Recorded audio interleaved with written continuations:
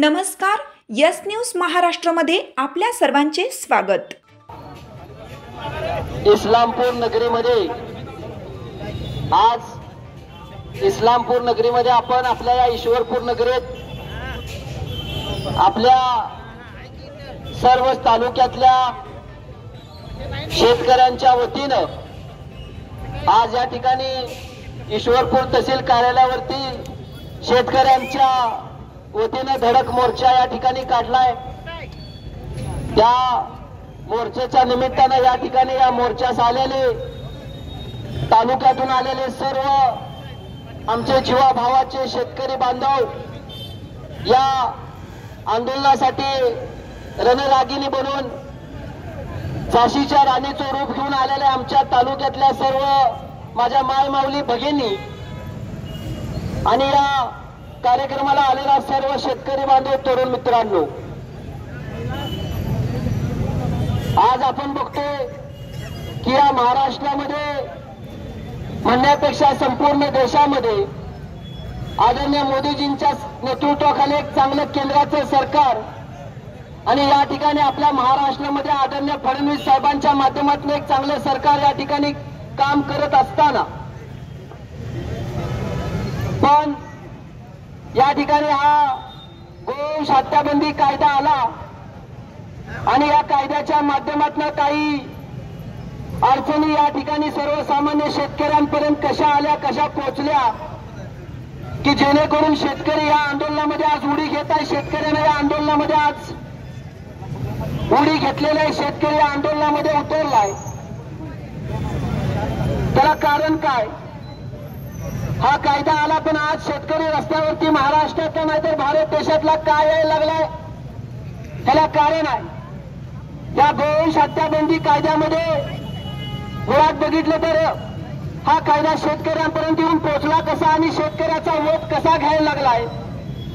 त्याला कारण एकच आहे की मुळामध्ये बघा वर्षानुवर्ष शेतकरी त्या ठिकाणी जनावरं सांभाळत असतो, घरामध्ये गाय गोटा करत असतो आणि जर्सी गायांच्या माध्यमातून म्हशीच्या माध्यमातून त्याचा घरातला तो प्रपंच चालवत असतो। 10 दिवसाचा त्याला दुधाचं बिल येतं आणि त्यामधनं त्याच्या शेतकऱ्याचा संसाराचा गाडा तो पुढे नेत असतो।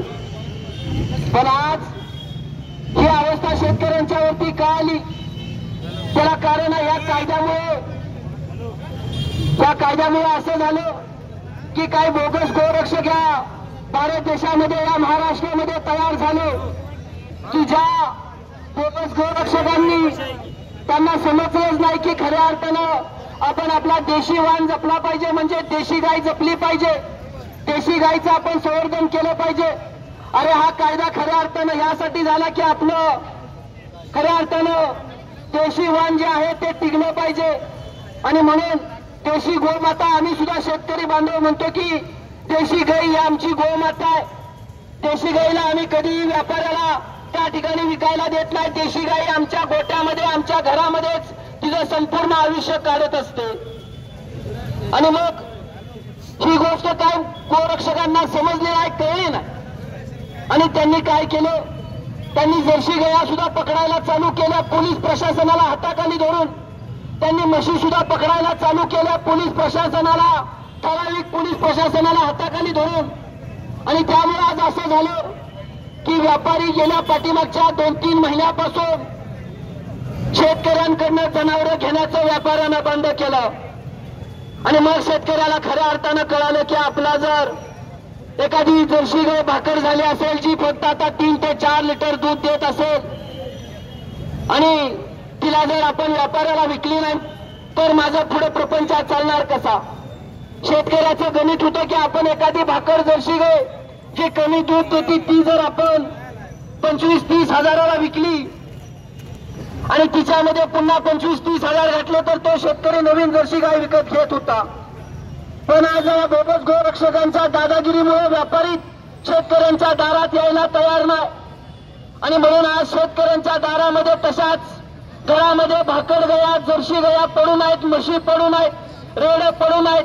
जर्सी गायीला झालेलं बारकं पाडं घरात पडून आहेत, नसेल तर पाडं माणसं नेऊन डोंगरात सोडायला लागली, त्या पाड्यांना कुत्री खायला लागली। अरे एवढी वाईट अवस्था खऱ्या अर्थानं या कायद्याच्या आडून काय लोकांनी केली, कारण त्यांनी त्यांचा धंदा या कायद्याच्या आडून त्यांनी त्यांचा धंदा चालू केला होता, धंदा.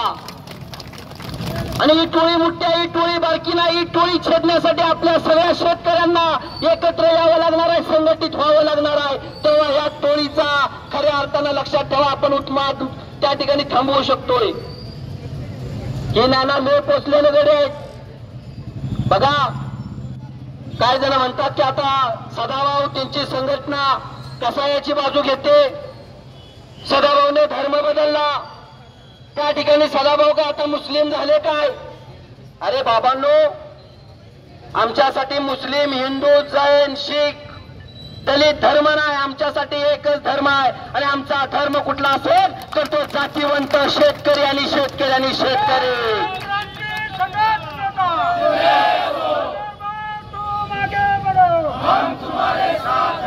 जो शेताभातामध्ये राबतो, काबाड कष्ट करतो, तो कुठल्या जातीपातीचा आहे, धर्माचा आम्ही बघत नाही. जो शेताभातामध्ये आपल्या खऱ्या अर्थानं घाम गाळतो, कष्ट करतो आणि या जगाचा पोशिंदा बनतो, या जगाला 2 टायमाचं खाया घालण्याचं जो काम करतो तो शेतकरी. आणि ती शेतकरी आमची जात आहे, आम्ही कुठली तरी जात घेऊन फिरत नाही.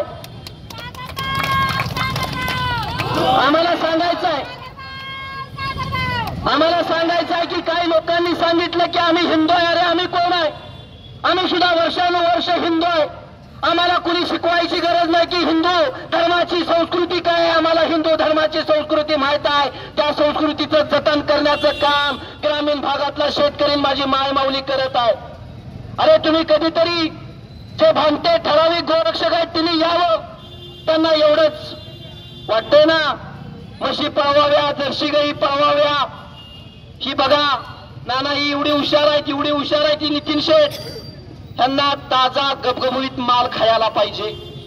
म्हणजे लहानपणापासून पाळायचं नाही, तयार झालेला आयटम त्यांना पाहिजे. तयार झालेला आयटम खाया गावतोय कना कना कना कना कना. म्हणून पहिल्यापासून अजिबात एक जनावर पाळायचं नाही. पुण्या मुंबईत ऑफिस करायचे, कुठेतरी एखादा फोटो देशी गाईचा लावायचा, सकाळी उठायचं, तिला पाया पडायचं, भगवा नाम ओढायचा, हातावर बसणं खांद्यापर्यंत भगव्या दोऱ्या बांधायच्या आणि म्हणायचं झालो मी गोरक्षक. अरे तुम्ही गोरक्षक असाल पण आम्ही गोपालक आहे, गोपालक. आम्हाला रक्षण करायचं कुणी गोमातेची गरज नाही.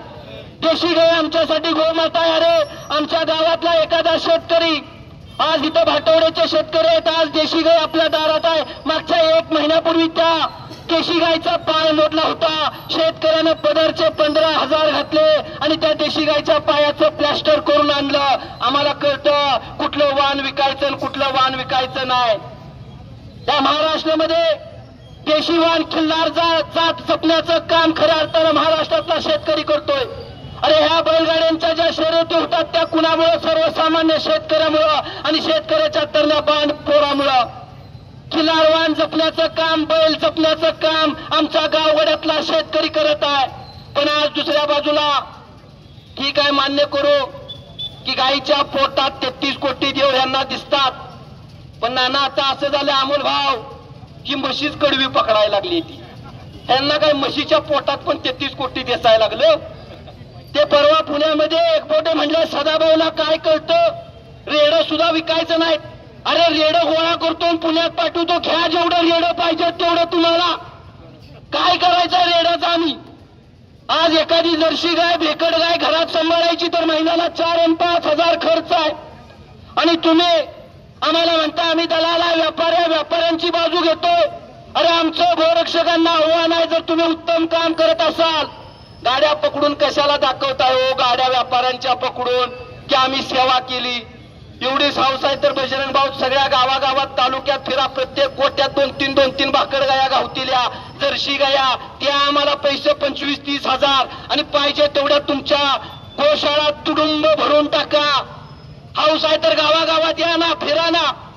गावागावात फिरणार नाहीत. व्यापाराच्या दृष्टिकोनातनं जिथं बाजार असतो त्या बाजाराच्या बाहेर एखादी स्कॉर्पिओ उभा करणार, त्याच्या टुलकीनं 2-3 बसणार. व्यापाऱ्यानं शेतकऱ्यांकडनं जर्सी जनावरं घेतली, टेम्पो भरला की ही गडी त्याच्या मागनं गाडी घेऊन सुटले. मोगावा घेत हीच म्हणतात आम्हाला मोगावा लागलेला. काय मोगावा लागलेला यांना की ह्या बाजारातनं गाडी सुटली. अरे कशाला बाजारात जाताय? आमच्याशी या भेटा, आम्हाला गावागावात तुम्हाला 50-60 म्हशी, रेड, जर्सी गाया आम्ही देतो. त्या आम्हाला पैसे तुमच्या हिंमत असेल तर. आमचा धंदा जर कोण शेतकऱ्यांचा व्यवसाय उधळाला तर त्यांना भाव म्हणले तसं नांगर लावल्याशिवाय आम्ही शांत बसणार नाही. सगळं उठवून टाकणार. असतील तुमच्याकडे गुंड, असतील माणसं, देणार धमक्या, तुम्ही द्या धमक्या. काय करू शकताय? गोळ्या घालू शकताय. अरे शेतकऱ्यांसाठी गोळ्या खायला छातीवरती सुद्धा आम्ही मागं पुढे विचार करणार नाही. आज हा प्रश्न घेत असताना सत्तेच्या माध्यमातून सरकार आपलाय तरी आमचं सांगणं आहे की अरे हा कायद्यात बदल करा, नाहीतर भविष्याच्या काळामध्ये शेतकऱ्यांच्या गोट्यामध्ये तुम्हाला कुठलंही जनावर दिसणार नाही. शेतकऱ्याला अडचणीत आणणार ह्या जगात कोण राहिलं? सगळे अडचणीत आणायला लागले, सगळे. जो तो शेतकऱ्याच्या जीवावर उठतोय, जो तो शेतकऱ्याच्या जीवावर उठतोय.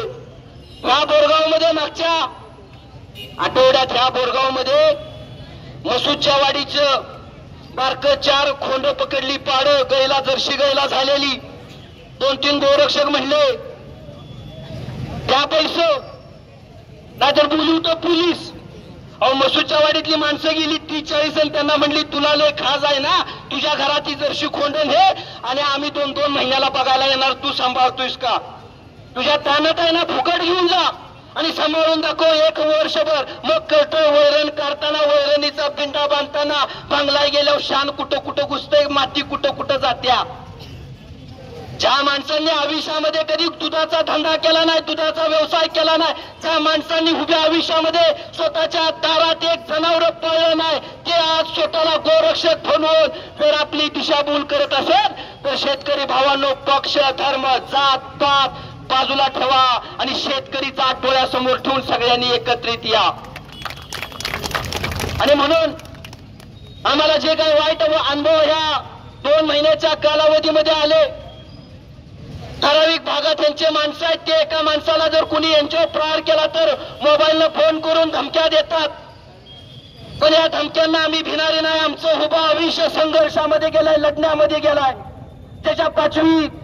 ज्याच्या पाचवीलाच खऱ्या अर्थानं संघर्ष पुजलेला आहे, त्या माणसांना तुम्ही संघर्ष शिकवू नका.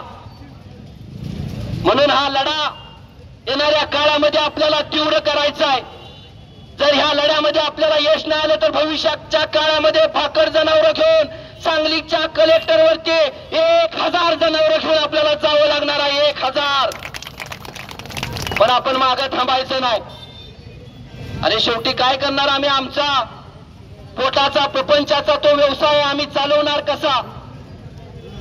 आणि ह्यांचं बघा, त्याच्यापेक्षा वाईट काय बघा. 2 मिनिटं बोलतो अजून. त्यांनी जनावर पकडल्यावर कोर्ट निकाल देत नाही वर्षभर. एका जनावराला ही अक्का, एका जनावराला दिवसाला जर्सी गायला 500 रुपये खवटी लावतात. खवटी माहित आहे का? कवा ऐकलाय का शब्द? आम्ही पहिल्यांदा पुण्यात गोशाळेत गेलो, ऐकला. म्हटलं आमची जनावर द्या, तर ते म्हणले एका म्हशीला दिवसाला 500 रुपये खवटी द्या. आपल्याच म्हशी पकडल्यात हिनी, निवांत आहेत गडी, आणि 3 महिन्यानं एका म्हशीचं आपल्यालाच म्हणतात 50,000 रुपये द्या. दिवसाला 500 न 3 महिन्याचं झालं 45,000. 11 म्हशींचं झालं 5 लाख. 10 रेडकं होती, एका रेडकाला म्हणले दिवसाला 350 रुपये द्या, म्हणजे महिन्याला झाले 10,000. अरे आम्हाला शेतकऱ्याला म्हस पाळायला मग अनुदान द्या ना. 15,000 तुमच्या दम असेल तर आम्ही सगळ्या म्हशी पाळतो.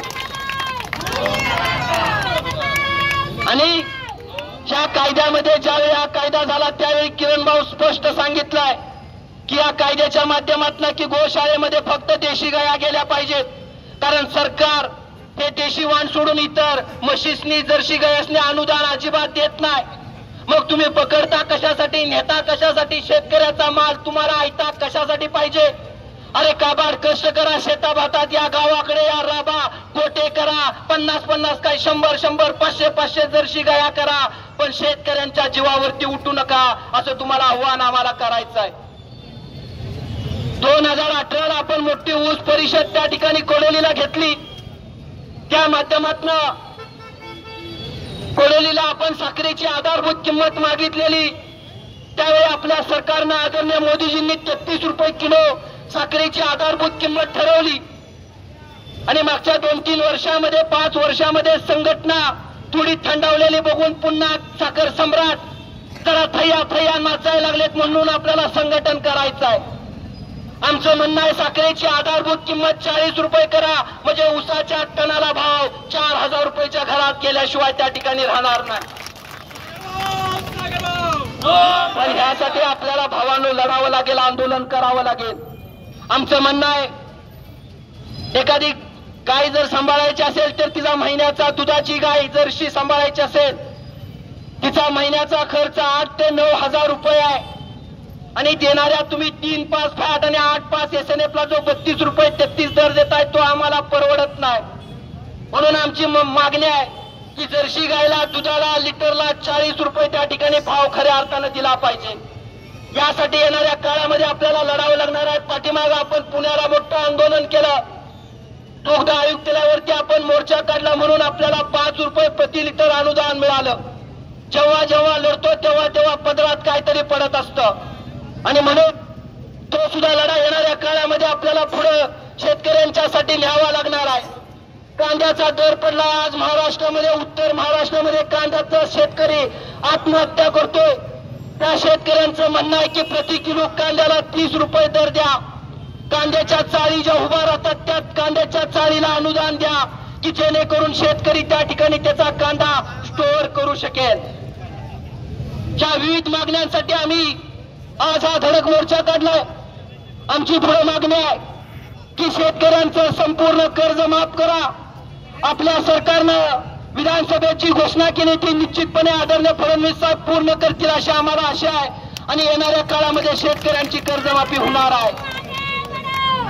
पण त्याच्यात एक महत्वाचा दुसरा विषय आहे की जे रेग्युलर शेतकरी कर्ज भरतात त्यांचं काय. मागच्या वेळेचं प्रोत्साहनपर अनुदान 50,000 सगळ्यांना भेटलेलं नाही. तर आमची विनंती आहे की मागचं ज्यांना भेटलं नाही त्यांना प्रोत्साहनपर अनुदान 50,000 द्या आणि आता जे शेतकरी नियमित कर्ज भरत आहेत जर ह्यावेळी तुम्ही कर्जमाफी करणार आहात नक्कीच तर आता ज्याची थकबाकी नाही जो नियमित कर्ज भरतो त्याला 1 लाख रुपये तुम्ही प्रोत्साहनपर अनुदान द्या, ही आमची त्या ठिकाणी मागणी आहे. सोयाबीनचा दर सुद्धा आज पडलेला आहे. जोपर्यंत सोयाबीन रानात असतो तोपर्यंत दर चांगला दिसतो. ते सोयाबीन डोळ्यासमोर मोठं होतं, आपण कापणी करतो आणि ते सोयाबीन रानातलं खड्यावर आणतो, मळणी करतो. मळणी झाल्यावरती त्याचा दर पडतो. पुन्हा आपलं सोयाबीन व्यापाऱ्यांकडे गेलं की मात्र दर वाढतो. तर आमचं मागणं आहे की तर तुम्ही सोयाबीनला सुद्धा त्या ठिकाणी प्रति क्विंटल 6,000 रुपये 60,000 रुपये तुम्ही त्या ठिकाणी एका टनाला म्हणजे प्रति क्विंटल 6,000 रुपये प्रति क्विंटल तुम्ही दर द्या. तेव्हा सोयाबीनचा शेतकरी कुठेतरी त्या ठिकाणी चांगला धीर त्याला मिळेल. आणि म्हणून आजचं हे आंदोलन केलं. या आंदोलनासाठी काल आम्ही दिवसभर सगळ्यांना फोन केले. त्या ठिकाणी जवळपास हजारोच्या संख्येनं सगळी माणसं आली. मी सगळ्यात आलेल्या साध्या माणसांचं रयत क्रांती संघटनेच्या वतीनं मनापासून या ठिकाणी खऱ्या अर्थानं स्वागत करतो. कारण ही सगळी जी आलेली मावळे आहेत सगळे मावळे साधं शेताभातामध्ये काम करणार आणि काबाड कष्ट करणारी मंडळी आहेत. अरे आमचा थेट संपर्क सर्वसामान्य माणसांशी आणि डायरेक्ट संपर्क खऱ्या अर्थानं शेताभातामध्ये राबणाऱ्या व्यक्तींशी आमचा थेट संपर्क आहे. सत्ता येते सत्ता जाते, सत्ता येते सत्ता जाते. सत्ता कुणाच्या पाचवीला पुजलेली नाही. पण मिळालेल्या सत्तेच्या माध्यमातून लोकांचे प्रश्न सोडवायचा हा त्या सदाभाऊंच्या माध्यमातून खऱ्या अर्थानं आम्हाला पुढे न्यायचा आहे. जेवढं आपल्याला परमेश्वरानं आयुष्य दिलंय त्या आयुष्यामध्ये सर्वसामान्यांसाठी शेतकऱ्यांसाठी कॉमन मॅनसाठी काम करायचं आहे. आपल्या पदाचा खऱ्या अर्थानं फायदा हा जनतेसाठी द्यायचा. आपल्या पदाच्या माध्यमातून माझ्या दारामध्ये आलेल्या सर्वसामान्याचा एखादा प्रश्न कसा आपल्याला सोडवता येईल यासाठी खऱ्या अर्थानं छत्रपती शिवाजी महाराजांचा आशीर्वाद घेऊन येणाऱ्या काळामध्ये काम करायचं आहे. आणि म्हणून या रयतेचं एक मजबूत संघटन या तालुक्यामध्ये आपण उभा करूया. 12 बुलतेदारांना संघटित करूया, 12 बुलतेदारांना एकत्रित करूया.